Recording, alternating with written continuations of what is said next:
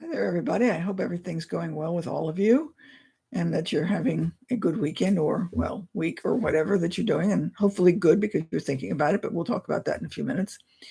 Today, I've got a quote from Norman Vincent Peale. He used to be very popular. He wrote the book, The Power of Positive Thinking, which was really well talked about a few decades ago. I don't hear much from him anymore, but some of his thoughts still are worthwhile. So, the quote I've got from him today: watch your manner of speech. If you wish to develop a peaceful state of mind, start each day by affirming peaceful content and happy attitudes, and your day will be content to be, your day will tend to be pleasant and successful. Now, some of you are going to say, I can't determine how my day is going to go. And it's like, well, yes, no, and maybe. You can't determine what's going to happen to you. That's totally beyond anybody. You can determine to some degree your reaction and how you're going to react to it.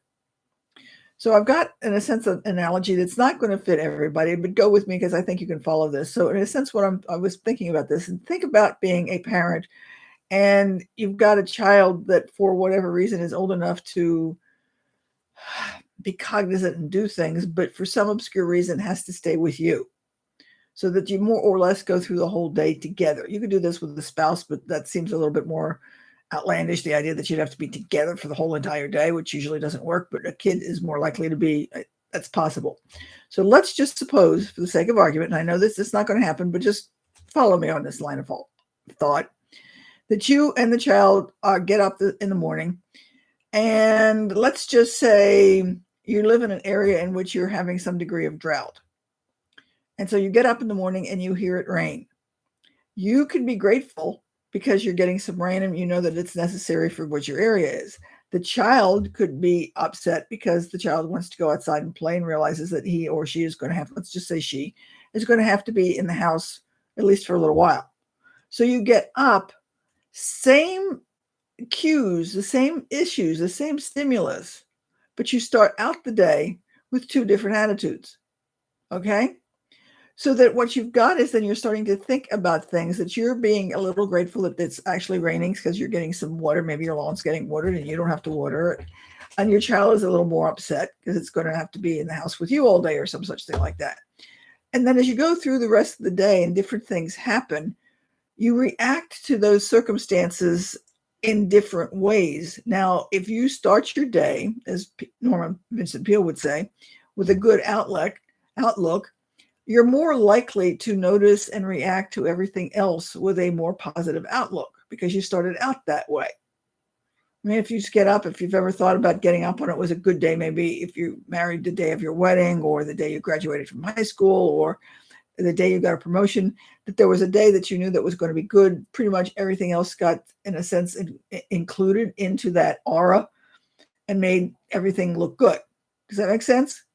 On the other hand, if you had a bad day, your last day at work, or somebody got sick or some such thing like that, then everything else is going to be colored by that negative impact, right? So that in this particular analogy of what I'm saying is that you got up happy because it was raining, and so, we need the rain kind of thing, and your child is unhappy. So the child is not going to see things in a really positive outlook. You would have to work quite a bit to get the child to be happy because it's not liking the circumstance to begin with. Does this make sense? Do you follow where I'm coming from? So I think if you can just sort of extend this whole thing to the rest of the day, or at least until it stops raining and the child can go outside, you can begin to see that when you get up or when you develop an attitude toward your day, this is going to work. Now, we all have, I think, at least I believe, that all of us at some point in time have had days in which we got up and we said, oh, this is going to be a miserable day, or this is going to be a great day. Something has happened. You got up and, I don't know, the coffee pot didn't come on, or the coffee pot broke, or something like that. So you said, okay, this is going to be a miserable day because you don't have coffee or starting out wrong. What our brain does is it tries to, or works at doing things to prove us right, because that in a sense is the job of the brain. So if you get up and say something like, oh, this is going to be a lousy day, your brain's going to pick up on that idea, and it's going to take a look at the things you do during the day to prove yourself right, so that at the end of the day you can say, I knew it was going to be, or I told you it was going to be a lousy day.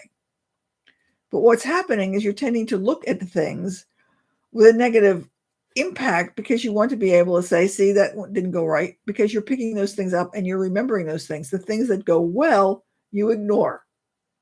Now, if you get up, we'll go back to the analogy of you getting up with a child. You got up with a positive day, the child didn't.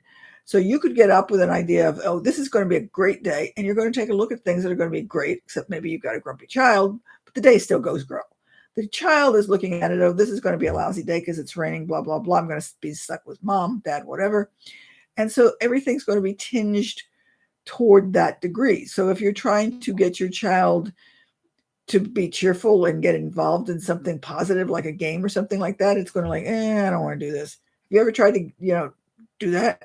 Try to make them enjoy a game when they don't want to because you just told them they couldn't do something else? So again, when they're looking at something with a negative outlook, they're going to see everything with a negative outlook. You're going to see the same circumstances as the child, but because the child has got that negative outlook, those circumstances are going to be negative. You've got that positive outlook, your circumstances are going to be more positive. So what you're doing when you start out your day with saying it's going to be a good day, it's going to be a bad day, or I'm going to botch up that interview, or I'm going to do really well at this, or whatever it is, you, in a sense, give yourself a self-fulfilling prophecy, and then you do what you need to do to make that prophecy come true. Because again, your brain works to make you correct. So that Peale's idea here is that if you start taking a look at the world around you, there's a lot of things that you can't change that may not be really, really good, but that doesn't necessarily mean that you, in a sense, in your particular environment, have to look at everything negatively. If you start taking a look at, say, some of the positive things about things, just because, well, okay, just because grocery prices are getting outlandish doesn't necessarily mean that you and your individual day are necessarily outlandish and negative, because you can have a good day and have fun with your family and enjoy what's going on and enjoy the people around you. And that's got nothing to do with grocery prices. Yeah, I know you may not be eating as well, but that doesn't mean you have to be negative about everything because of the prices of groceries. You can separate the prices of groceries from the way you feel and how you're reacting to everything else. Now, if you step back and think in terms of how many people you know, and I'd be willing to bet all of you know at least one person who tends to look at everything negative. And when you try to say, well, this is pretty good, and they say, no, it's not. And after a while, doesn't that get sort of demoralizing, because it's like even makes you feel sad because you can't get that person to see anything positive? So don't be that person to yourself. So again, go with what I'm at least going to suggest you do, is go with what Norman Vincent Peale said and start taking a look at things and seeing if you can see the bright side to it. If nothing else, just to realize that, okay, this is not so good, but that doesn't necessarily mean it's going to ruin my day. Things can still turn around. So maybe the coffee pot did break. So you got a chance to get a new coffee pot, or maybe a chance to get off coffee if that's what you want to do. So if you start taking a look at a more positive outlook, your day is going to go more positively than if you just sort of get onto the coffee pot, it's going bad, it's going to be bad, it's going to be bad, and everything else goes downhill from there. If you think about it, I'd be willing to bet that you could come up with at least half a dozen memories of when this has happened to you. That maybe you when you were growing up and a sibling went through and it was a lousy day for the sibling and a good day for you and vice versa. Just give some thought to it. It's not the circumstances that makes the difference. It's the way you look at those circumstances that makes the difference. Because all of us can look at circumstances in the sense that I said about the rain. We can look at temperature. It could be 45 degrees. 45 degrees for somebody is going to be fantastic. 45 degrees for somebody else is not going to be, it's going to be lousy. The temperature is the temperature. That's it. Done. Finished. It's the way we look at it that makes the difference.